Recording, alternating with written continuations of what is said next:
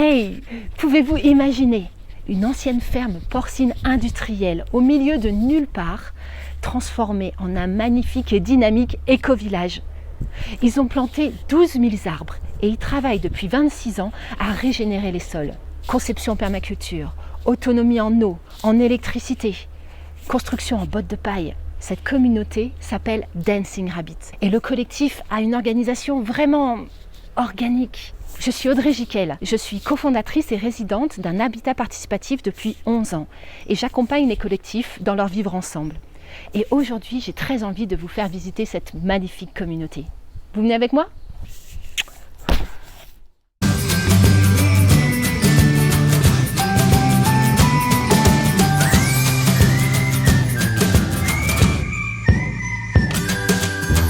Dancing Rabbit est une communauté de 40 personnes au milieu du Missouri, c'est-à-dire au plein milieu des États-Unis, au sud de Chicago. Au départ, c'était une communauté qui a démarré en 1997 par une bande d'étudiants de Californie. Ils habitaient en coloc et ils ont voulu poursuivre cette vie ensemble. Et ils ont sillonné les États-Unis pour trouver un terrain qui soit à la fois pas cher, qui soit exploitable au niveau de l'agriculture, qui soit proche d'une ligne de train et que ce soit un territoire qui accepte les communautés.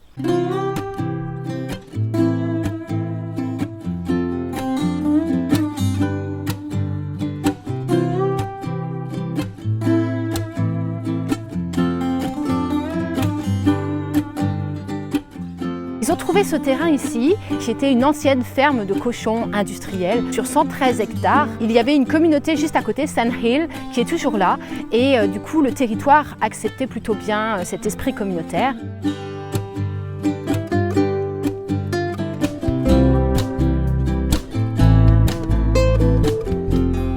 Ils régénèrent peu à peu les sols en plantant des arbres, en pratiquant la rotation des pâturages et en réalisant des incendies maîtrisés de prairies.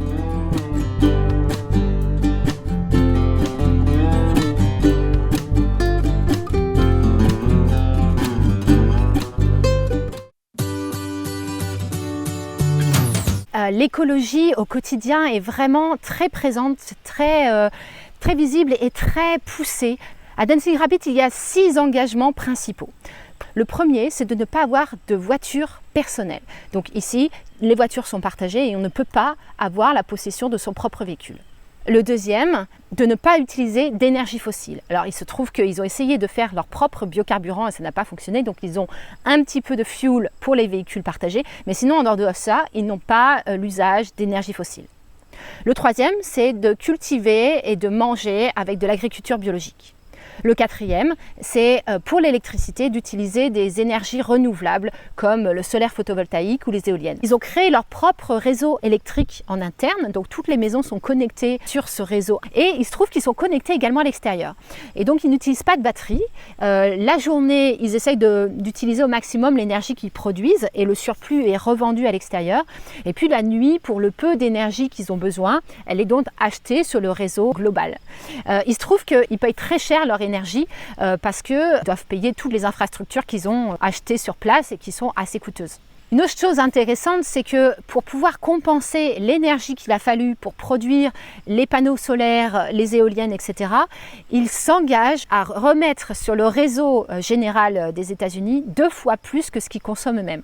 Quand ils consomment 1 kWh, eh ben, ils s'engagent à reverser 2 kWh sur le réseau. Donc ça veut dire qu'ils doivent avoir énormément de panneaux solaires et d'éoliennes pour pouvoir produire 2 fois plus que ce qu'ils consomment. Le cinquième, c'est d'utiliser du bois local à la fois pour la construction et pour le bois de chauffage. Et le sixième, c'est de gérer les déchets localement. Le compostage des déchets, mais également, par exemple, ils font du broyat de verre pour le réutiliser dans des matériaux de construction. Et puis, c'est une communauté également qui est en 100% toilettes sèches. La conception de cet éco-village a été faite dès le début en se projetant dans un habitat pour 500 voire 1000 personnes.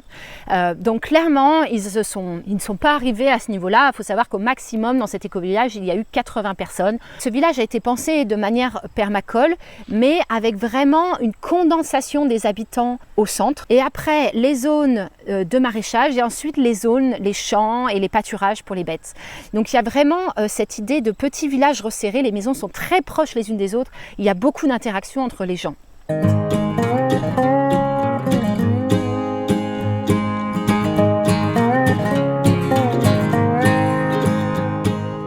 Il y a la première habitation, la Sky House, une sorte de grosse colocation et il y a une cuisine partagée au rez-de-chaussée, un petit salon. Mais sinon, pour la plupart, ce sont plutôt des petites maisons isolées. La plupart, ce sont juste des chambres. Il y a certaines maisons qui ont une cuisine et certaines maisons qui vont avoir leur propre salle de bain, mais ça, c'est finalement assez rare.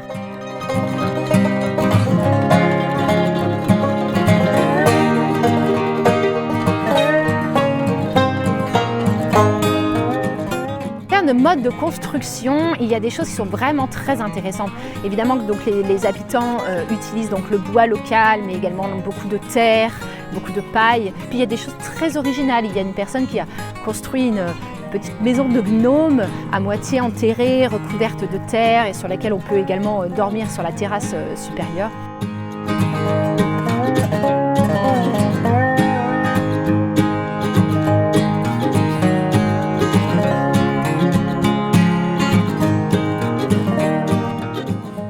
Et j'ai envie de vous parler d'un projet qui a lieu en ce moment, qui est une maison construite par une femme et qui se fait aider uniquement par des femmes. Ça fait 4 ans déjà qu'elle est en construction, donc c'est une maison en paille sur 2 niveaux et qui a pour vocation de pouvoir accueillir des gens qui viennent là pour travailler pendant un temps. L'idée, c'est d'avoir une cuisine commune au rez-de-chaussée et d'avoir plusieurs dortoirs à l'étage.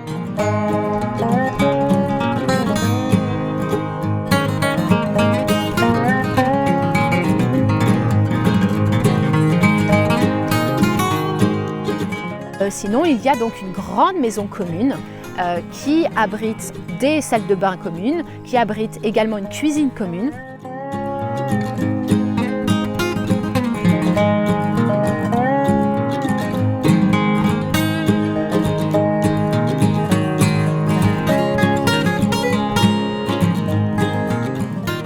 Il y a également la Casa, qui est un bâtiment commun plutôt vide et qui sert à tous les événements de type soirée dansante, yoga.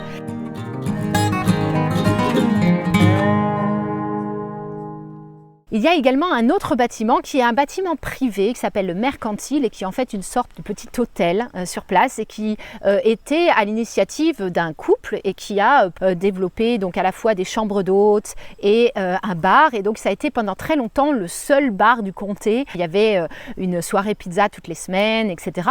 Pour habiter à Dancing Rapids, il est possible de construire sa propre maison une fois qu'on est devenu membre ou d'acheter une maison existante parce que comme je vous ai dit, la population a fortement diminué, donc il y a de nombreuses maisons en vente et donc il est possible ici de vivre pour pas grand chose. On peut soit acheter une maison, soit louer une chambre et ça coûte entre 150 et 400 $ par mois. C'est vraiment pas cher. Après, il faut ajouter les frais d'électricité et de repas mais qui sont pas très élevés. Donc voilà, il est possible de vivre ici pour vraiment pas grand-chose. Le vivre ensemble à Dancing Rabbit est vraiment très développé. Il y a énormément d'activités communes, de moments de regroupement et puis il y a aussi des liens avec d'autres communautés. Il se trouve qu'il y a 2 communautés à côté, Sand Hill et Red House, qui sont accessible à pied. Il y a tous les matins le café, donc de 7h30 à 9h au rez-de-chaussée du Mercantile. Et le soir, il y a également tous les soirs l'happy hour. Alors le soir aux États-Unis, l'happy hour c'est de 4h à 6h, hein, c'est très très tôt. Et là, ça rassemble un petit groupe de personnes, souvent les mêmes, qui se retrouvent pour boire l'apéro. Il y a également des activités qui sont organisées comme le yoga, il peut y avoir des soirées dansantes, il y a des soirées circle son.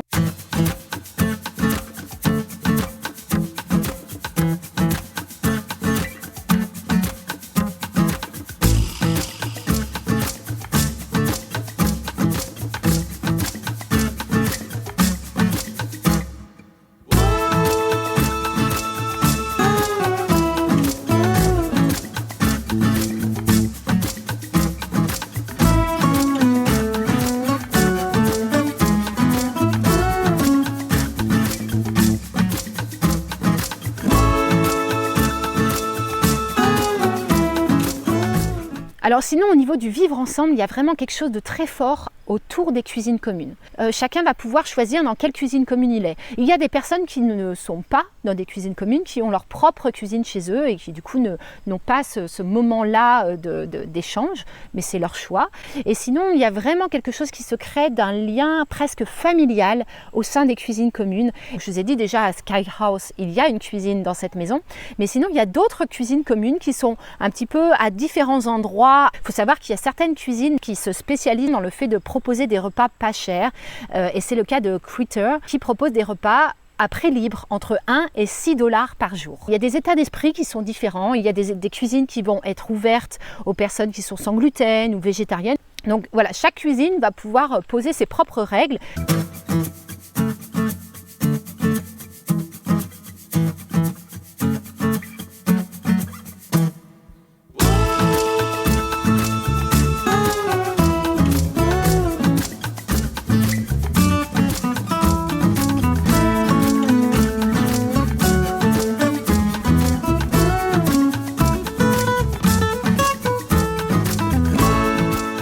C'est une cuisine extérieure. Elle ne fonctionne pas toute l'année et pendant l'hiver, les personnes soit rejoignent d'autres cuisines communes, soit cuisinent chez eux.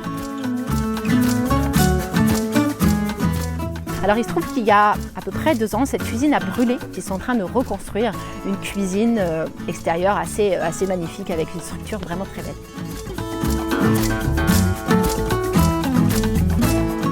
Et il y a des réunions chaque semaine pour organiser les tours de cuisine.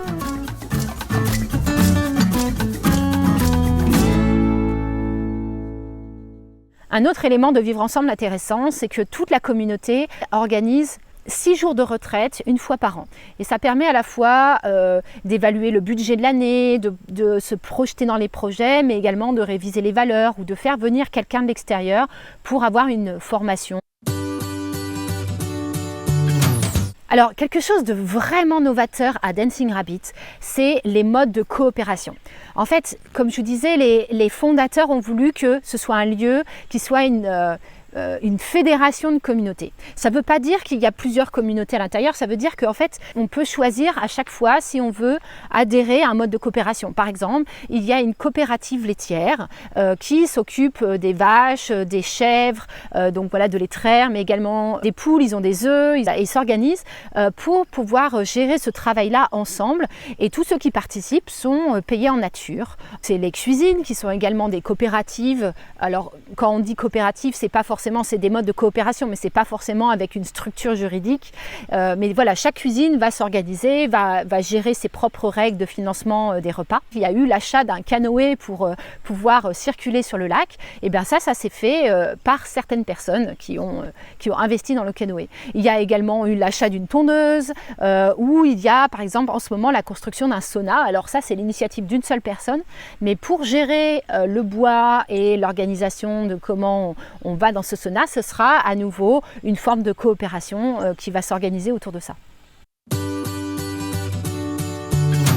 La communauté de Dancing Rabbit n'a pas d'activité propre. Il se trouve qu'il y a quand même une organisation, une sorte d'association qui va payer certaines tâches, certaines commissions qui sont importantes pour pouvoir rétribuer, mais c'est des très petits salaires. Il y a des personnes qui sont payées pour organiser le programme des visiteurs.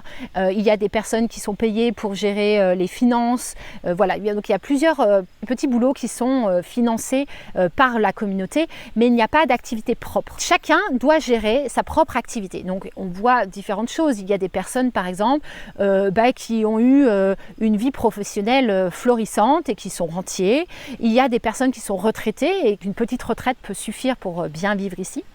Et puis il y a des personnes qui vont travailler de manière intermittente. Il y a par exemple une personne qui est pompier et qui va travailler 1 mois par an à la ville voisine, et ça va lui permettre de générer un très fort revenu en très peu de temps, et ça lui permettra de vivre ici le reste du temps. Il y a également des personnes qui travaillent à distance par visioconférence. Et puis il y a des personnes qui n'ont pas la capacité d'avoir un travail distanciel ou un travail intermittent et qui vont essayer de trouver sur place des petits boulots. Alors il y en a des petits boulots. Il y a par exemple le mercantile qui tourne plutôt au ralenti. Ça sert juste à payer les charges, mais ça sert quand même à accueillir des visiteurs ou des invités. Donc c'est par exemple le cas pour moi, nous étions logés dans cet endroit. Il y a également donc toute l'activité autour de l'accueil des visiteurs, de cuisiner pour eux, de les accueillir, la construction d'une maison ou voilà, de vider les toilettes de quelqu'un. Et puis il y a des personnes qui vont développer des activités sur place.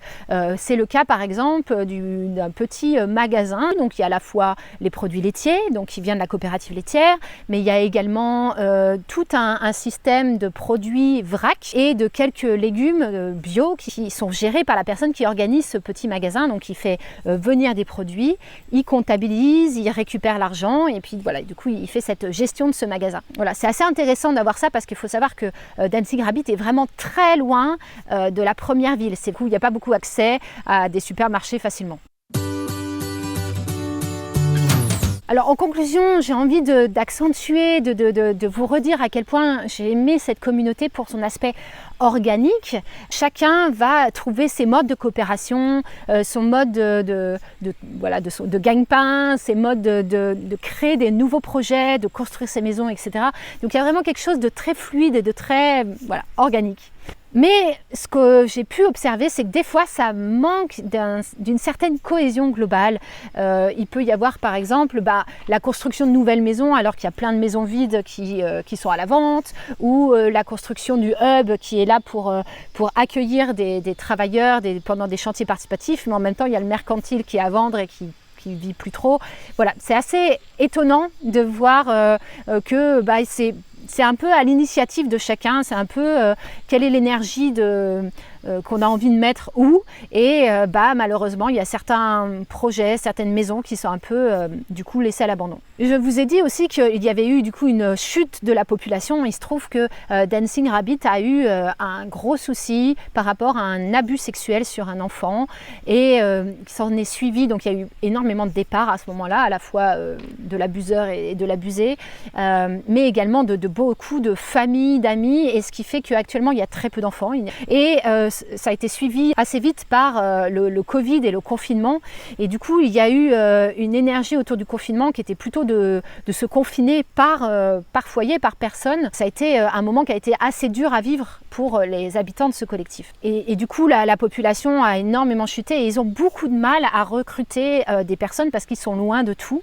Alors même si c'est une des communautés, une des plus connues des États-Unis, ils ont beaucoup de mal à recruter et ils organisent des fois des gros programmes où il peut y avoir une trentaine de personnes qui viennent, mais ils n'ont qu'entre 5 et 10% de personnes qui vont postuler pour devenir membres, donc ce qui est assez faible.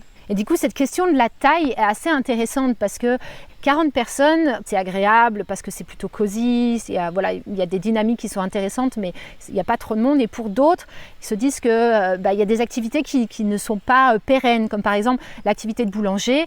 Un boulanger ne peut pas faire du pain pour 40 personnes, c'est trop peu. Et comme il n'y a pas vraiment de ville alentour, il n'y a pas vraiment de possibilité de développer cette activité sur place. Bien voilà, encore une fois, une nouvelle communauté très inspirante, très intéressante, avec quelque chose encore de nouveau. J'espère que ça vous aura à nouveau inspiré. Je vous dis à très bientôt pour la suite. N'hésitez pas à vous abonner, à liker, à commenter. Vous pouvez aller voir mon site internet audreyjiquel.fr pour mes formations, pour ce que je propose d'accompagnement. Je rentre en janvier 2024. À bientôt!